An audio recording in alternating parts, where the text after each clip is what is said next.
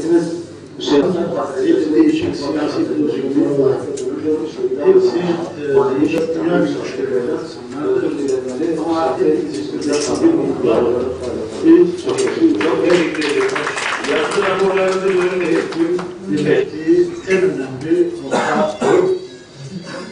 Dolayısıyla bizi bu şekilde görmeniz ve barışa katkı yapmanızı sizlerden rica ediyoruz. Toplantıyı arkadaşım Mehmet Uçum yönetecek. Önce sizlere söz verecek, sonra da heyet bu sizlerin görüşlerine katkı yapacak. Yaklaşık 2 saatlik bir süremiz var. Bu süre içerisinde olduğunca çok katılımcıya söz vermeyi tercih ederiz. Zaman sınırı koymayacağım ama önümde bir sayaç var. O sayaca bakın, toparlayın dediğimde lütfen toparlayın ki diğer arkadaşlarımız da söz alabilsin. Kösem Hazretleri ve İskilip Fatih Hazretleri gibi tarihte zulüm görmüş ve idam edilmiş manevi ve sembolik şahsiyetlerden özür dilenmeli, şahsiyet içimizde kalan bir yara olarak hala kalıyorum. Çok teşekkür ederim. Çok teşekkür ederim. Yazılı raporlarınızı gönderin. İsmim Muhsin Barış, Solhan Çağlıder Genel Başkanıyım. Peki. Önemli olan insanlığa ve insana değer vermektir. Çünkü insan ve insanlığa değer vermeyen bir oluşum ya da bir devlet hiçbir zaman başarıya ulaşmamıştır. Tarih bunun en güzel göstergesidir. Bir adalet istiyoruz. Herkese adalet. Yani birilerine ayrılık bu devlette her zaman olmuştur. Bugüne kadar vardır. Bundan sonra da sanki o tarafa doğru gidiyor. Niye? Çünkü bugün muhatap olarak her PKK kabul edildi çünkü elinde silah vardı. Yani birileri illa muhatap olarak eline silah mı alması lazım? Yıllarca bu ülkede mazlum, mustazaf halklar çok zulüm gördü.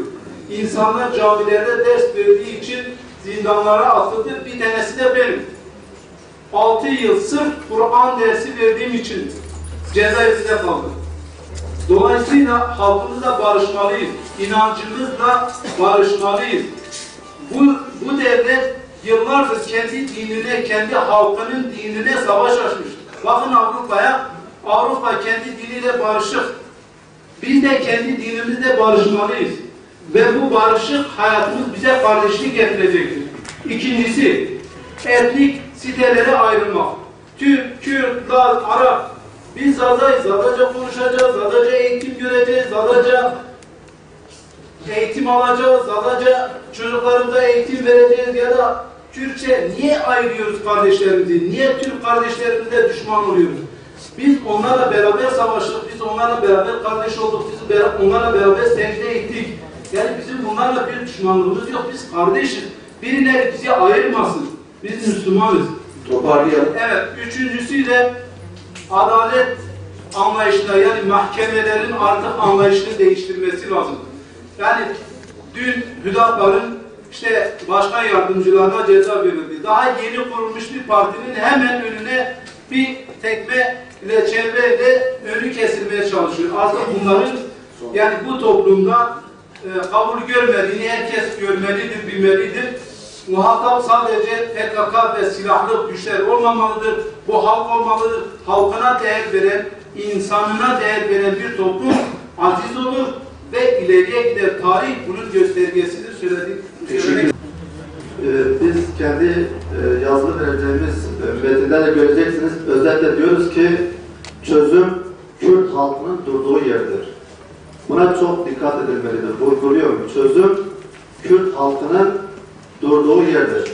Ama ne yazık ki bugün çözüm sürecinde bir isim konulmuşsa, bu noktada bir çalışma yapılıyorsa, siz gibi insanlar, akil insanlar renkli olarak seçilmiş ve dolaşılıyorsa, yine de biz bu çözüm noktasında daraltıcı ve kısıtlayıcı etkilerinin olduğuna inanıyoruz. Bu çözümün genişletilmesi lazım. Halk tümüyle, seydalarıyla, şeyhleriyle, kanaat önderleriyle, eğitimcileriyle, STK yöneticileriyle, hatta köydeki hacı amcasıyla halk bu sürece kesinlikle dahil edilmelidir.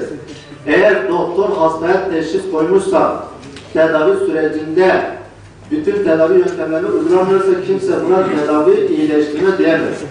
Bunun için kesinlikle biz bir kesimin ana muhatap alınmasından ziyade bütün kesimlerin sürece dahil edilmesini aynı adaletle, aynı sevgiyle, aynı yakınlıkla muhatap alınmasını istiyoruz ki özellikle mustazaflar çevresinin, Hüdapar çevresinin bu noktada göz ardı edilmemesini 90'lı yılların kronikleşmiş bazı karanlık yaklaşımlarının bu noktada kör kurşunlara kurban gitmemesini istiyoruz. Peki toparlayın. Toparlayın. Dün Hüdapar yöneticilerine toplamda 12 kişiye verilen ceza özellikle süreçteki sağlıklı olmamanın bu noktadaki sakatlığın ciddi bir göstergesidir. Biz diyoruz ki çözüm önce insani olmalıdır, sonra İslami olmalıdır. Bu arada Şeyh Said Rahmetullah Aleyh, Bediüzzaman Hazretleri, İskilipli Atıf Efendi, Seyyid Rıza gibi şahsiyetler, Dersim, Zilan, Susa Camisi, Roboski gibi katliamlar da kesinlikle bu süreç içinde değerlendirilmelidir, özür dilenmelidir, iade itibar edilmelidir ve helalleşme olacaksa bu helalleşme de adil şahitler huzurunda bütün tarafların tezleri masaya yatırılarak ve herkes bunu sağlıklı bir şekilde dinleyerek, sabrederek, tahammül ederek, evet, son cümlesini tahammül ederek bu helalleşme dahil olmalıdır. Ben bunu söylüyorum. Çok teşekkür ederim. Allah muvaffak etsin. Sağ olun. Teşekkürler. Öne doğru. Malumdur ki Türkiye'deki bu sorun 30 yıldır başlamamıştır. Ta 100 yıllık bir sorundur. Oraya hiç vurgu yapılmadı. Ben özellikle orayı söylemek istiyorum. 100 yıldır bu ülkede insanların dini yasaklanmış ve dine savaş açılmıştır. Ve bu Müslüman kesim bu sürecin hiçbir yerinde yoktur bakın. Masanın etrafında sadece 2 kesim vardır. Bu süreç bu şekilde de olsa biz buna da destek veririz. Akan bu kanın durması için biz buna da destek veriyoruz dernek olarak. Lakin eksik bulduğumuzu söylemek istiyoruz. Çok eksiktir. Niçin derseniz kitapları yapılmış, camileri ahır edilmiş ve şeyhleri, alimleri idam edilmiş insanlar bugün o acıları unutmuş değillerdir. O acılar halen kendini korumaktadırlar. Ve son 30 yıllık sürece gelerek böyle kısa keseyim, yani söylemek istediğimiz çok şey vardır. Lakin verdiğiniz 2 dakikayla bunu söylememiz mümkün değildir. Son 30 yıllık süreçte de gene dışarıda bırakılan insanlar köyleri yakılıp, köy havası olup, belki de sürülerle hayvanı olan insanlar bugün sokakta sarımsak satar olmuşlar. Bunlar gene süreç dışında. Sürecin 2 tarafı, biri hükümet, devlet adına, diğeri PKK adına ya BDP ya da Abdullah Öcalan. Şimdi bunların barışması böyleyse bunun adı ulusal bir barış değil, bunun adı PKK ile devletin barışı olmalı. Eğer barış halkla, bütün halkla olacaksa bütün halk bu sürece dahil edilmelidir. Böyle düşünüyoruz. Peki. Söyleyeceğimiz çok şey vardır. Yazılı olarak da verin. Süre eksik olduğundan Bu kısa sürede de çok şey söylediniz. Evet, olabilirsiniz. Teşekkür ederim. Ben teşekkür ediyorum. Başarılar diliyorum. Öyle Cemiyetimizin binlerce gönüldaşının üyelerini temsilen burada sizinle konuşmaktayım. Şunu vurgulamakta fayda görüyorum ki bölgemizde 2 tane büyük örgütlü güç vardır. Bunu hepiniz bilmektesiniz. Hizbullah ve PKK. Eğer bölgeye bir barış getirilecekse sadece PKK ayağı değerlendirilmeli, Hizbullah'la da görüşülmeli. İkinci bir husus, Hizbullah 12 yıldır bir çakıl taşı atmamıştır. Bu değerli üyelerin hepsinin malumudur. Peki devlet bu noktada bir çözüm üretebildi mi? Eğer bir çözüm üretebilmiş olsaydı bugün biz PKK ile barışı 2013 yılında değil belki 2007 yılında sonuçlanmış olacaktır. Maalesef birileri silahlara elveda edince birileri tarafından görmezlikten gelinmektedir. Bu çok ince ve önemli bir noktadır. Görüşlerinizi arz ediyorum. Bir başka husus, Bingöl olarak biz dini değerlerimize sahip çıktığımız için çok büyük bedeller ödedik. Camilerde Kur'an dersi verdikleri için 12 yıl cezaevi yatan insanlar vardır. Heyetinizden istihdam ediyorum. Bingöl'e madem gelmişseniz bir cezaevinde yatan insanları da ziyaret edin. En azından onların hayır duasını almış olursunuz. Bir başka husus, dün İstanbul'da bizim cemiyetimizin başkanı ve gönüldaşları 12 arkadaşa 6 ile 12 yıl arasında değişik sürelerle hapis cezası verildi. Allah aşkına soruyorum, 12 yıldır bir çatı taşı atmayan bu camianın gönül ellerine bu ceza devam mıdır? Onu da bir gündeme getirmemizi sizden istiyorum. Bir başka husus, son cümleyi söylüyor. 1998 yılında Solhan Lisesi'nde başörtüsüne özgürlük için mitinge katılan genç kardeşlerimiz, kız kardeşlerimiz BGM'de yargılandı.